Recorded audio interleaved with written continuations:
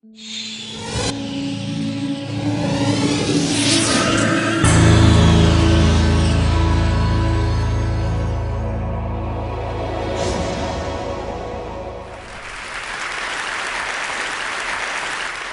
we're really here to talk about is the how.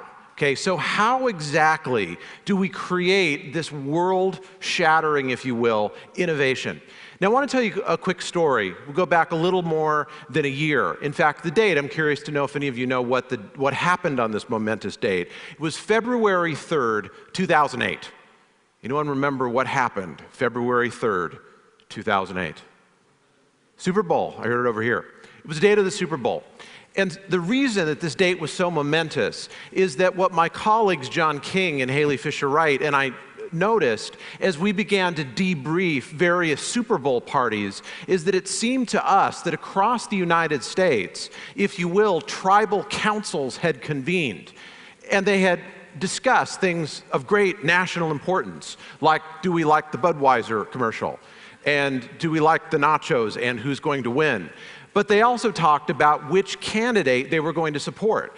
And if you go back in time to February 3rd, it looked like Hillary Clinton was going to get the Democratic nomination, and there were even some polls that were saying she was going to go all the way. But when we talked to people, it appeared that a funnel effect had happened in these tribes all across the United States. Now, what's a tribe? Tribe is a group of about 20, so kind of more than a team, 20 to about 150 people.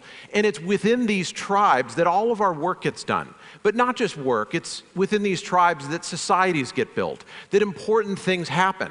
And so as we surveyed the, if you will, representatives from various tribal councils that met, also known as Super Bowl parties, we sent the following email off to 40 newspaper editors the following day, February 4th. We posted it on our website. This was before Super Tuesday. We said the tribes that we're in are saying it's going to be Obama.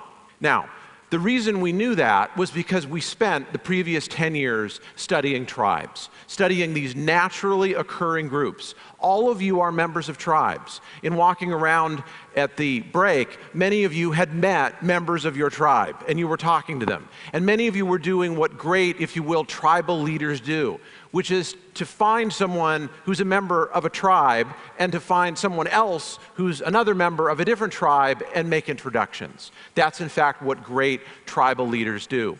So, here's the bottom line.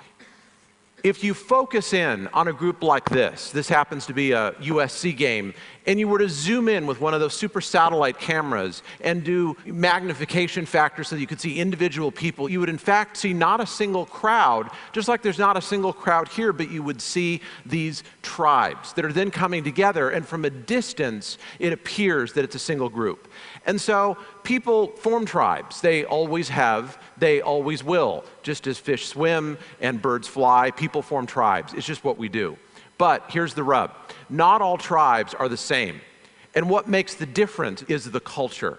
Now here's the net out of this. You're all a member of tribes. If you can find a way to take the tribes that you're in and nudge them forward along these tribal stages to what we call stage 5, which is the top of the mountain.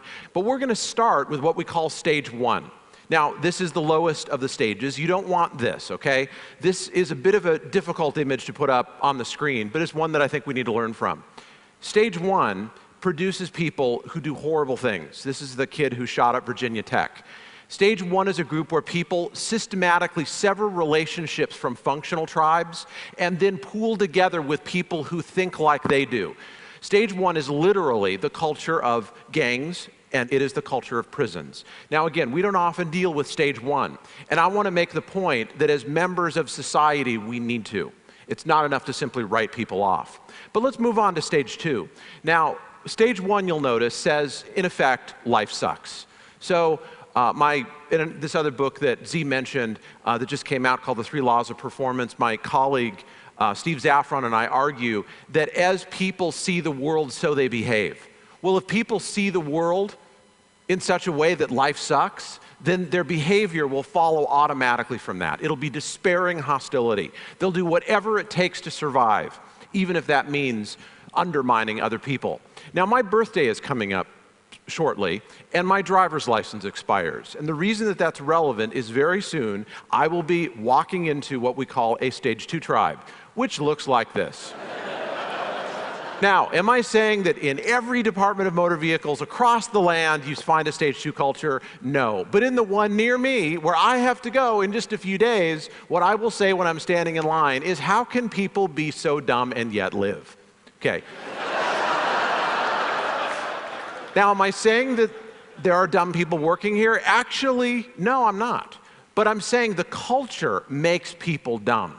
Okay? So in a stage 2 culture, and we find these in all sorts of different places. You find them, in fact, in the best organizations in the world. You find them in all places in society. I've come across them at, the organizations that everybody raves about as being best in class. But here's the point. If you believe and you say to people in your tribe, in effect, my life sucks. I mean, if I got to go to TEDx USC, my life wouldn't suck, but I don't, so it does.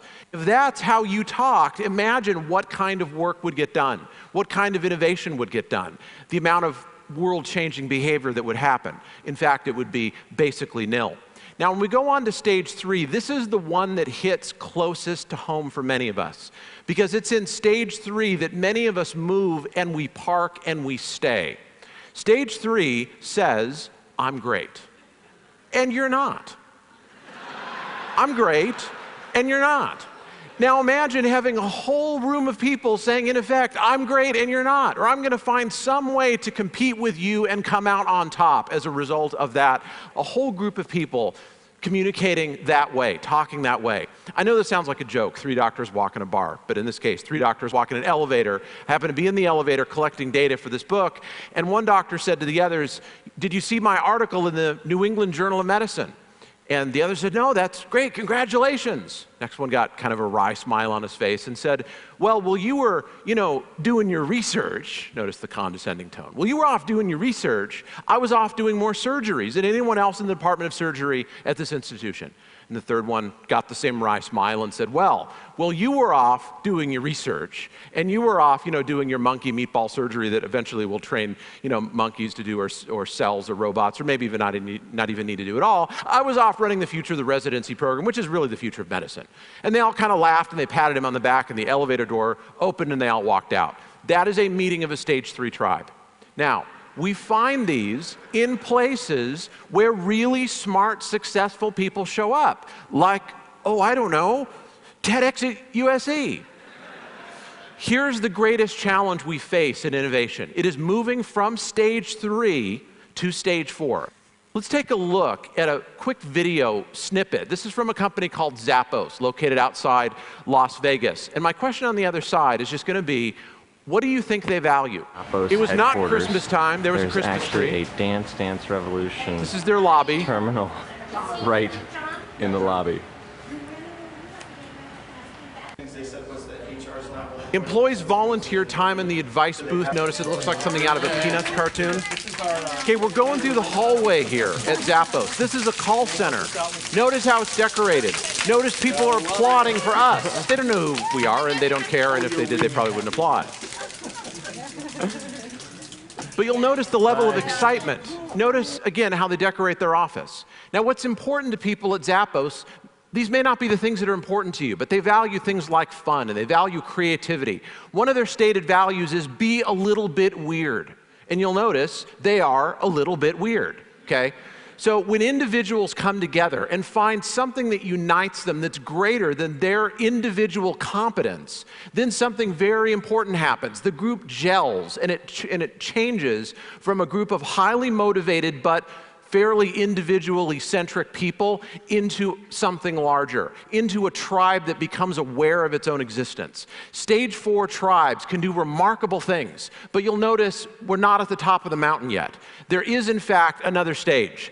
Now, some of you may not recognize the scene that's up here, and if you take a look at the headline of stage 5, which is Life is Great, this may seem a little incongruous. This is a scene or a snippet from the Truth and Reconciliation process in South Africa, for which Desmond Tutu won the Nobel Prize.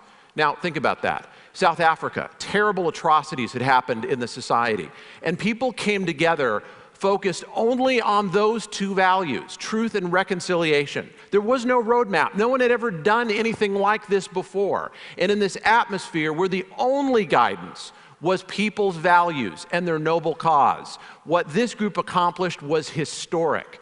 And people at the time feared that South Africa would end up going the way that Rwanda has gone, descending into one skirmish after another and a civil war that seems to have no end. In fact, South Africa has not gone down that road, largely because people like Desmond Tutu set up a stage 5 process to involve the thousands and perhaps millions of tribes in the country to bring everyone together.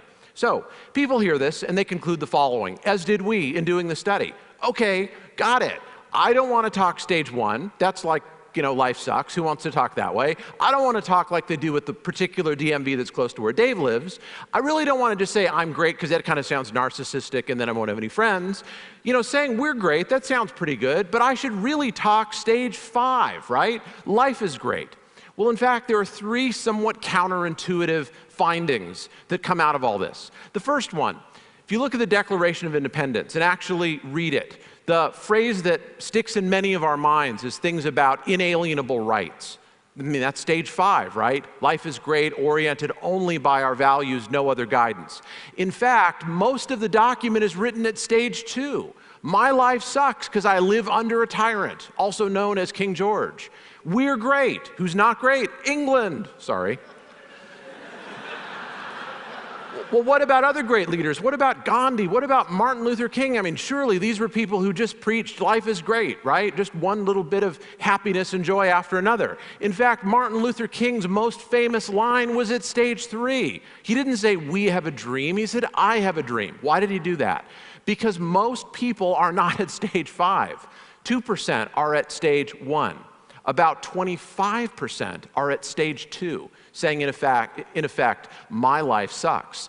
48% of working tribes say, these are employed tribes, say I'm great and you're not, and we have to duke it out every day, so we resort to politics. Only about 22% of tribes are at stage 4, oriented by our values, saying we're great and our values are beginning to unite us. Only 2% of tribes get to stage 5, and those are the ones that change the world. So the first little finding from this is that leaders need to be able to talk all the levels so that you can touch every person in society. But you don't leave them where you found them, okay? Tribes can only hear one level above and below where they are. So we have to have the ability to talk all the levels to go to where they are. And then leaders nudge people within their tribes to the next level. I'd like to show you some examples of this. One of the people we interviewed was Frank Jordan, former mayor of San Francisco. Before that, he was chief of police in San Francisco. And he grew up essentially in stage 1. And you know what changed his life? It was walking into one of these, a boys and girls club. Now, here's what happened to this person who eventually became mayor of San Francisco. He went from being alive and passionate at stage 1, remember, life sucks, despairing hostility, I will do whatever it takes to survive, to walking into a boys and girls club, folding his arms, sitting down in a chair and saying, wow, my life really sucks. I don't know anybody. I mean, if I was into boxing like they were, then my life wouldn't suck, but I don't, so it does. So I'm going to sit here in my chair and not do anything. In fact, that's progress. We move people from stage 1 to stage 2 by getting them in a new tribe and then over time, getting them connected. So what about moving from stage 3 to stage 4? I want to argue that we are doing that right here. TED represents a set of values.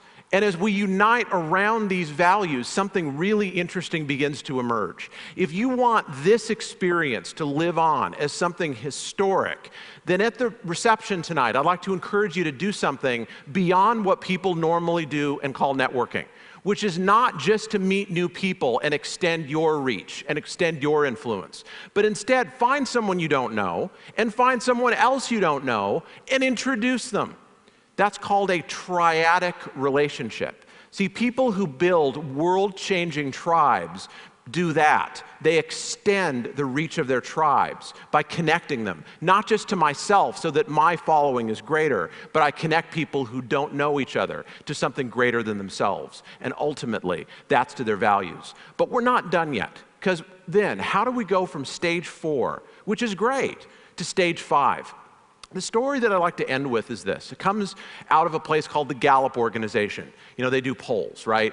So at stage 4, we're great. Who's not great? Pretty much everybody else who does polls. Okay, if Gallup releases a poll on the same day that NBC releases a poll, people pay attention to the Gallup poll. Okay, we understand that.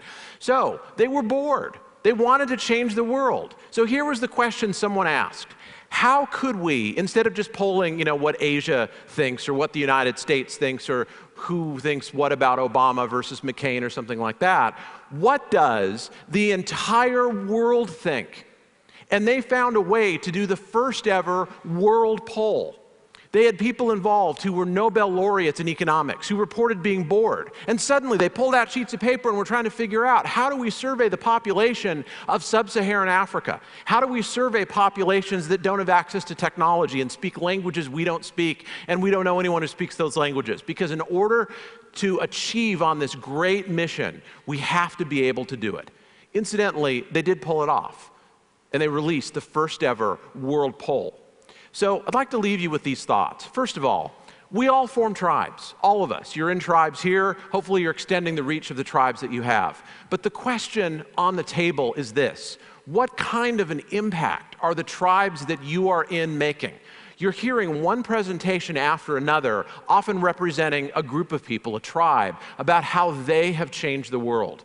If you do what we've talked about, you listen for how people actually communicate in the tribes that you're in, and you don't leave them where they are, you nudge them forward. You remember to talk all 5 culture stages because we got people in all 5 around us. Then the question I'd like to leave you with is this: will your tribes change the world? Thank you very much.